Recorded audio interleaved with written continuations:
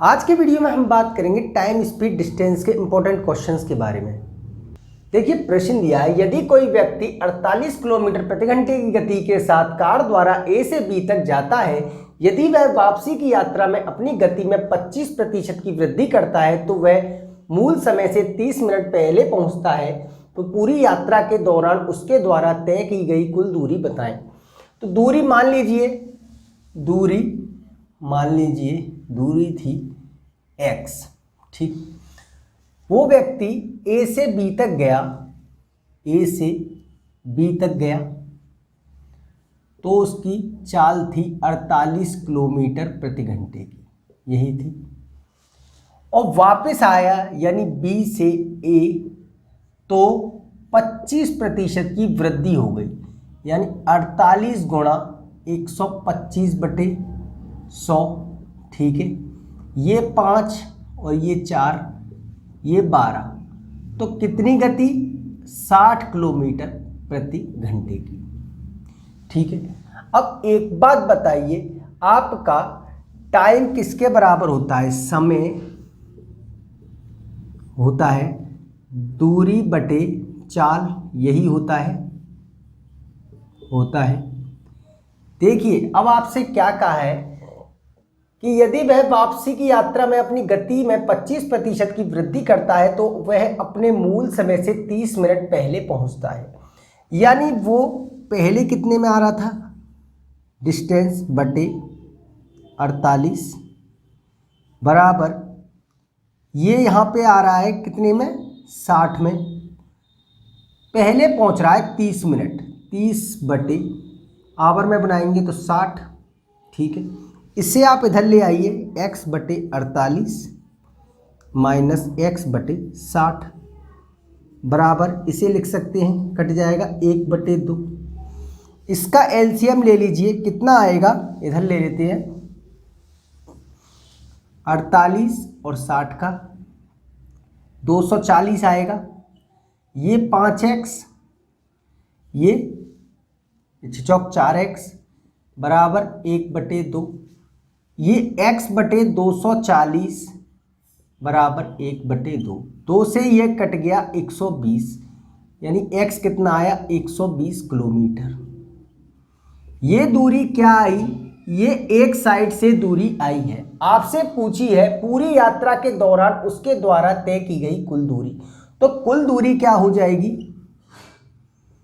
क्योंकि वो गया है फिर आया है, तो कुल दूरी हो जाएगी 2 गुणा 120, यानी कितनी? 240 किलोमीटर। ये हो जाएगा आपका आंसर। आइए अगले क्वेश्चन पे चलते हैं। अब देखिए प्रश्न दिया है, 500 किलोमीटर की यात्रा पूरी करने में एक कार और बाइक को एक साथ 10 घंटे लगते हैं। यदि 200 किलोमीटर कार द्वारा 30 किलोमीटर प्रति घंटे से तय किया जाता है और बाकी की यात्रा बाइक द्वारा तय की जाती है, तो बाइक की गति बताएं। देखिए आपसे कहा है कि 200 किलोमीटर जो डिस्टेंस है वो 30 किलोमीटर प्रति घंटे से तय कर रहा है। आपका टाइम होता है डिस्टेंस बटे स्पीड, यही होता है। बाकी की क्या कह रहा है? बाकी बची हुई डिस्टेंस जो है वो बाइक के द्वारा तय की जाती है। बची कितनी है? 300। मान लीजिए बाइक की जो स्पीड है वो x है।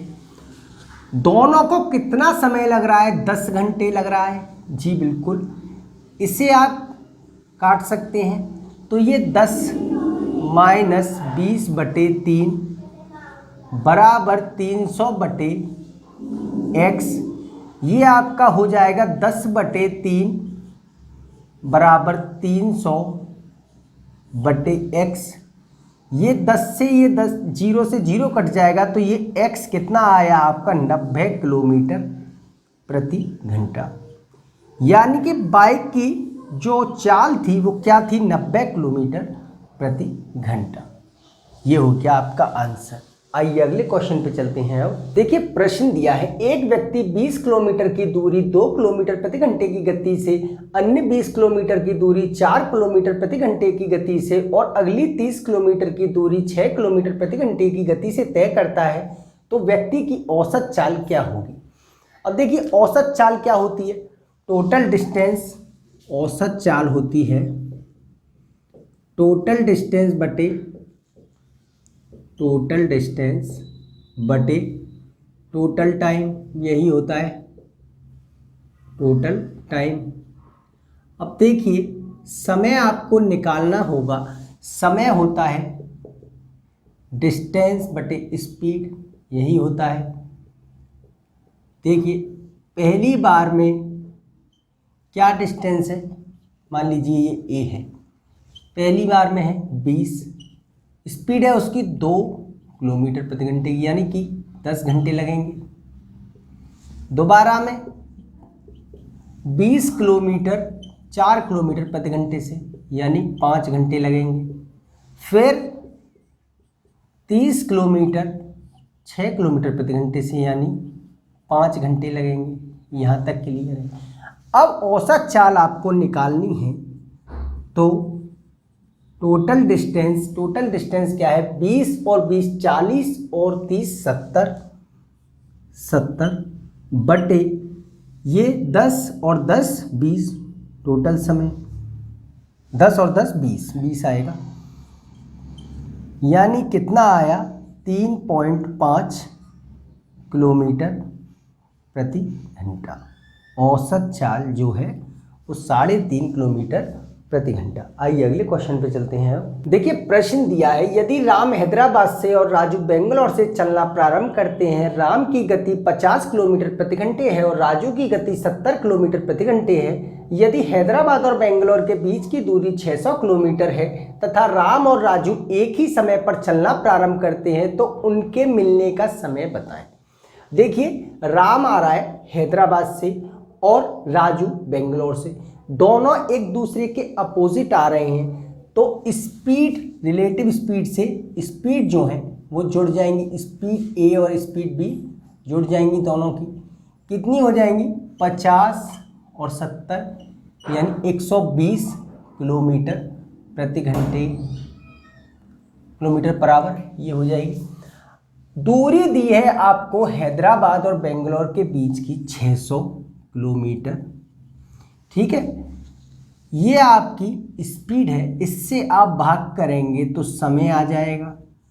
समय कितना आया 5 घंटे, यानी टाइम हो गया आपका 5 घंटे, यानी वो जितने बजे चले हैं उसके 5 घंटे बाद दोनों मिलेंगे। ये हो गया आपका आंसर। आइए अगले क्वेश्चन पे चलते हैं। अब देखिए प्रश्न दिया है, अगर ट्रेन को 60 मीटर लंबे प्लेटफॉर्म को पार करने में 20 सेकंड लगते हैं और स्टेशन पर खड़ा हुआ एक व्यक्ति यह देखता है कि ट्रेन को उस व्यक्ति के पास से गुजरने में 16 सेकंड लगे हैं, तो ट्रेन की गति क्या होगी। पहले आप मान लीजिए कि ट्रेन की जो लंबाई है, ट्रेन की लंबाई मान लीजिए x है, x मीटर है, ठीक है, x मीटर। आपका स्पीड क्या होता है, स्पीड होता है डिस्टेंस बटे दूरी बटे समय, ठीक है, यही होता है। अब देखिए आपसे कहा है कि व्यक्ति के पास से गुजरने में 16 सेकंड लगते हैं। मान लीजिए स्पीड उसकी s है, आपने ट्रेन की लंबाई x मानी है, तो 16 सेकंड लग रहे हैं, तो x को आप लिख सकते हैं 16s, मान लीजिए ये आपकी पहली कंडीशन है। अब फिर आपसे कहा है ट्रेन को 60 मीटर लंबे प्लेटफॉर्म को पार करने में 20 सेकंड लगते हैं, यानी दूसरी कंडीशन क्या बनेगी 60 मीटर लंबे। देखिए ट्रेन खुद की भी दूरी तय करेगी और उसे भी पार करेगी, दोनों को 20 सेकंड लगते हैं, ठीक है। यहाँ से आप निकालेंगे तो ये 20s माइनस 60 बराबर x हो जाएगा। मान लीजिए ये आपकी दूसरी कंडीशन है, ये दोनों आपस में बराबर होंगी, यानी इधर लिख देते हैं 16s होगा 20s माइनस 60 के, यानी 60 हो गया आपका 4s के, तो s आया आपका 15 मीटर पर सेकंड, स्पीड आई आपकी 15 मीटर पर सेकंड। इसे आप किलोमीटर प्रति घंटे में बनाएंगे तो स्पीड क्या होगी 15 गुणा 18/5 किलोमीटर प्रति घंटा हो जाएगी।